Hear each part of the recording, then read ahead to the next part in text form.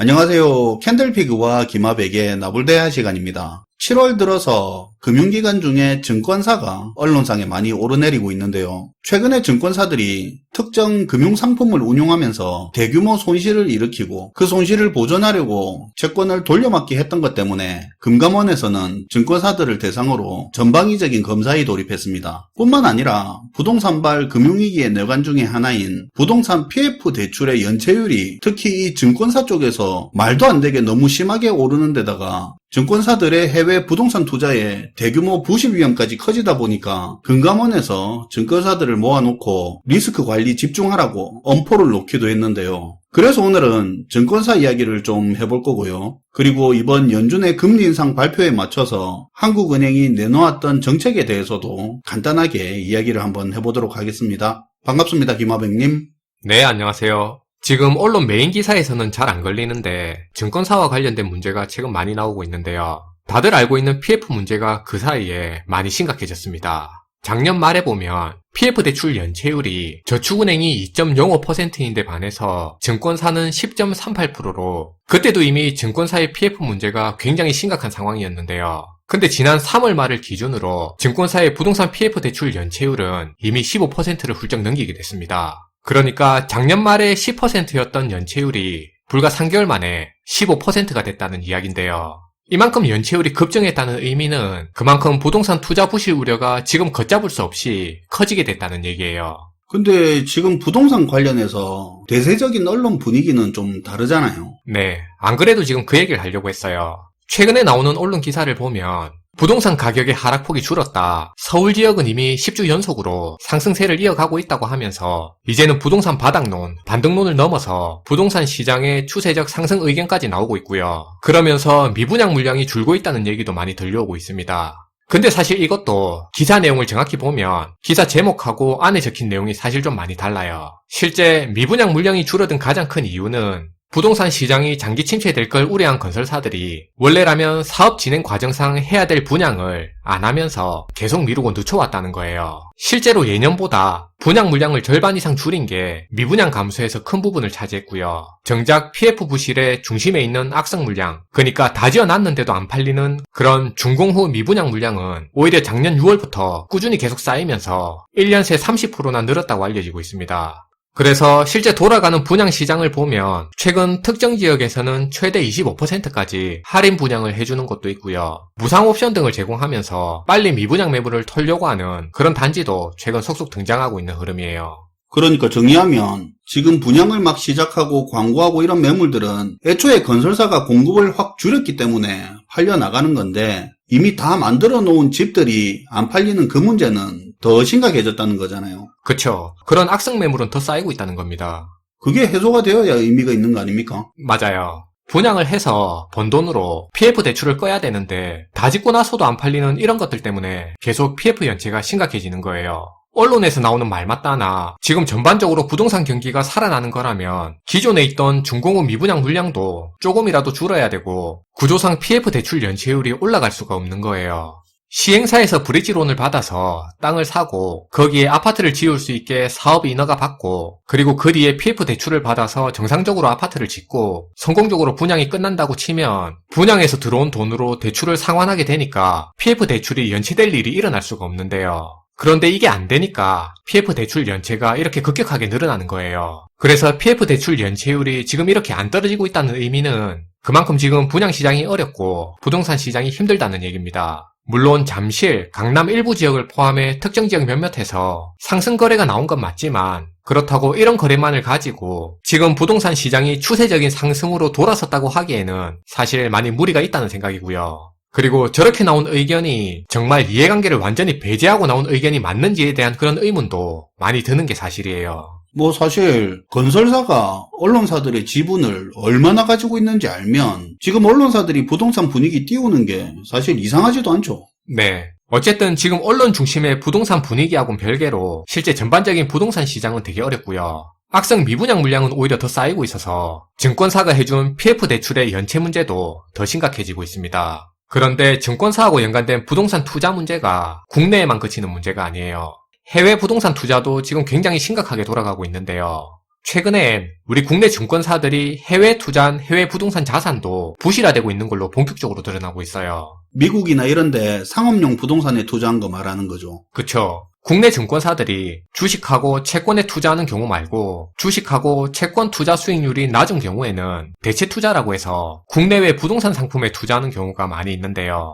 근데 이게 지난 코로나 사태 때 우리나라뿐만이 아니고 미국, 유럽 등 세계 각 도시에 있는 오피스 상가 부동산에서 공실 문제가 본격화되면서 여기에 투자한 우리 국내 증권사들이 지금 큰 타격을 입고 있다고 알려지고 있어요. 대표적으로 미국 같은 경우 얼마 전 뉴욕타임스에 따르면 지금 뉴욕에 빈 사무실이 넘치는 상황이라고 하는데요. 이게 지금 어느 정도냐면 엠파이어 스테이트 빌딩 26개를 합친 공간만큼 현재 오피스 상가가 비어 있다고 하고요. 월스트리트 저널에서는 뉴욕 맨하탄에 있는 92층짜리 아파트가 지난달 말 기준으로 약 절반가량이 현재 공실 상태라고 보도했습니다. 사실 이런 오피스 상가 공실로 인한 부동산 자산의 부실 문제는 미국만의 문제는 아니고요. 다른 글로벌 주요 도시들 역시도 마찬가지로 겪고 있는 문제인데요. 실제 지금 돌아가는 상황이 지난 2008년 글로벌 금융위기 때보다도 더 심각한 상황이라고 합니다.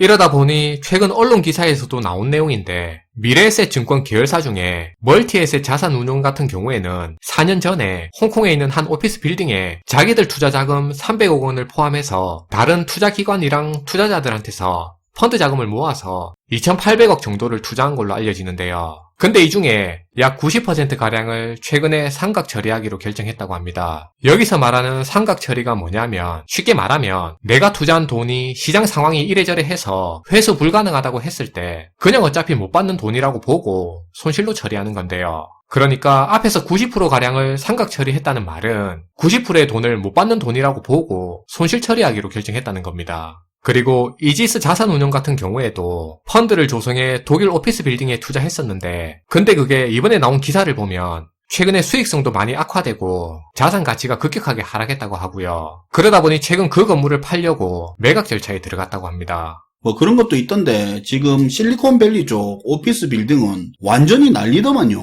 그쪽은 지금 건물값 반토막 난데도 수두룩하다 하더라고요. 맞아요. 지금 해외 상업용 부동산 관련해서 기사가 잠시 잠잠하기는 한데 그렇다고 해서 상황이 괜찮은 게 아니에요. 지난 24일에 한국신용평가와 금융투자업계에서 하나 발표를 한 게 있는데요.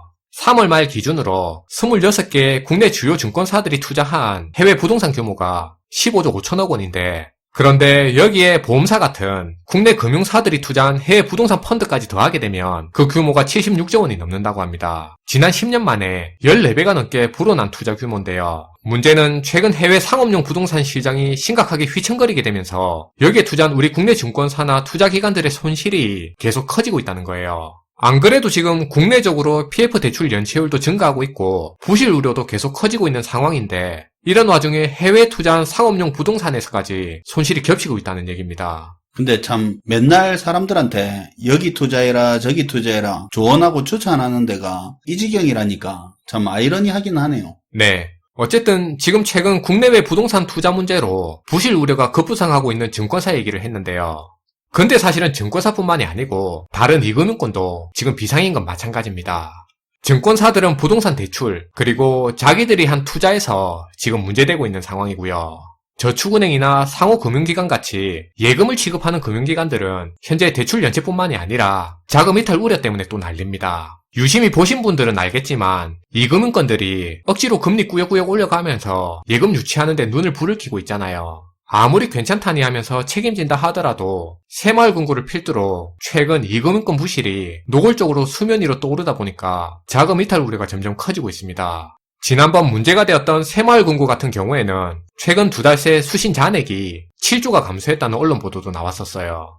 이런 와중에 이게 우연인지 모르겠는데 어제 한국은행에서 지난번 미국에서 발생한 실리콘밸리은행 파산 사건처럼 뱅크런으로 인한 대규모 인출 사태를 대비해서 앞으로 새마을금고나 농협, 수협, 신협, 상호저축은행 등 비은행 예금 취급 기관들이 자금 조달 문제를 겪으면 한국은행이 신속하게 유동성 지원에 나서겠다고 발표했어요. 근데 이번에 발표한 게 일부러 꼭 미국 금리 인상 발표할 때 맞춘 것처럼 그런 느낌이 들기는 하더라고요. 네, 진실은 본인들만 알겠죠. 아무튼 이런 조치를 이금융권에서 발생하는 뱅크런을 선제적으로 대비하는 차원에서 좋게 보는 의견도 있습니다. 그런데 다른 한편으로 보면 한국은행에서 지금 그만큼 우리 금융권에서 부실 위험이 계속 커지고 있고 코앞에 왔다고 느끼니까 굳이 이번에 정책을 바꾸면서까지 이렇게 나서는 거라고 볼 수도 있을 것 같아요. 뭐 좋게 볼 수도 있겠지만 또 한편으로 그만큼 다급해졌다고 볼 수도 있겠죠. 네. 예를 들어 우리가 운전할 때 왼쪽으로 갈 일이 없으면 굳이 좌회전 깜빡이를 넣을 이유가 없잖아요. 지난 4월에 이창용 한국은행 총재가 블룸버그와 인터뷰에서 한 말을 보면 지난번 미국에서 발생한 SVB 사태가 한국에서 터지게 되면 예금 인출 속도가 미국보다 100배는 더 빠를 수 있다고, 이 문제는 우리한테 숙제라고 되게 우려하는 모습을 보인 적이 있습니다. 그 시기 이후로 한은 총재가 뱅크런에 대한 우려를 국내 말고 외부에서 많이 표현을 하기도 했죠. 네. 말씀하신 것처럼 특히 해외에서 그런 의견을 많이 비췄죠. 그러고 이번에 굳이 새마을금고나 저축은행 같이 예금 받는 비은행 금융기관들을 딱 찍어서 이들이 급할 때 유동성 공급을 늘릴 수 있게, 마치 필요할 때 바로 딱 쓸 수 있게 제도를 바꾼 거잖아요. 대규모 예금 인출이 생겼을 때 그게 수습이 안 돼서 불안감이 순식간에 퍼질 수도 있는데 이렇게 해놓으면 신속하게 막을 수 있으니까 그걸 생각해서 지금 이렇게 한 거겠죠. 네. 그리고 마지막으로 우리가 과연 이게 옳은 건가 한번 생각해볼 문제를 같이 공유해볼까 하는데요. 지난 19일에 기업은행 본점에서 금융감독원장이 중소기업, 소상공인들하고 현장 간담회를 가졌는데요. 이때 여기서 금융감독원장이 중소기업하고 소상공인을 대상으로 대출 만기를 유예해주고 채무조정 프로그램을 적극적으로 가동하고 있는 기업은행을 금융권의 모범 사례라고 얘기한 건데요. 사실 어려울 때 금융이 기다려주는 역할을 해주는 인내자본 측면에서는 이게 틀린 말은 아닌데요. 그런데 지금 이런 유예 혜택을 받고 있는 채무자들이 부채를 더 늘려가고 있는 게 현실이고, 그리고 이게 지금 일시적인 게 아니라 상당수가 다중채무 취약차주가 되어가고 있다는 말이에요. 그런 상황에서 이런 취약차주한테 금융지원 늘리면서 상환을 계속 밀어주는 게 사회정의나 금융질서 차원에서 과연 모범 사례가 맞냐는 거예요. 이건 좀 받아들이기에 따라 생각이 부딪힐 수 있는 부분이긴 하겠네요. 네. 그래서 생각해볼 문제라고 앞에서 얘기를 한 거예요. 금융감독원의 설립 목적을 보면 금융감독원은 건전한 신용질서와 공정한 금융거래 관행을 확립하고 금융소비자를 보호하기 위하여 설립됐다고 나와 있는데요. 여기서 말하는 건전한 신용질서 확립이 뭐냐면 쉽게 말해 서로 약속 잘 지키는 시장을 만들겠다는 겁니다. 그래서 시장 참여자들이 서로 불편한 상황 없게 공정한 금융거래를 확립하겠다는 거고요. 그리고 금융소비자를 보호하기 위해 설립됐다는 말도 물론 보호해야 될 금융소비자에 돈 빌린 사람도 포함되겠지만 예금자와 같이 돈을 빌려준 주체도 보호해야 된다는 의미입니다. 그래서 이런 것들을 하려면 금융감독원은 무엇보다 관리감독 체계의 시장 질서를 더 엄격하게 강화해야 하고요. 지금 빌린 돈 못 갚아서 연체율이 높아진다는 것 자체가 이미 건전한 신용 질서가 깨지고 있는 겁니다. 갚기로 하고 빌린 돈을 당장 못 갚는다고 해서 계속 밀어주고 지원을 늘려주는 조치가 이게 건전한 신용 질서 측면에서 권장해야 될 모범 사례가 맞냐는 거죠. 오히려 건전한 신용 질서를 파괴하고 돈 빌려준 채권자의 권리를 보호하지 않는 불공정한 금융거래 관행을 확산하는 조치가 될 수도 있다는 겁니다.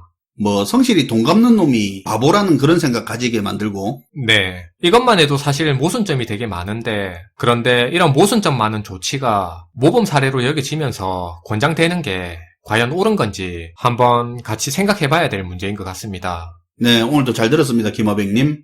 네, 감사합니다.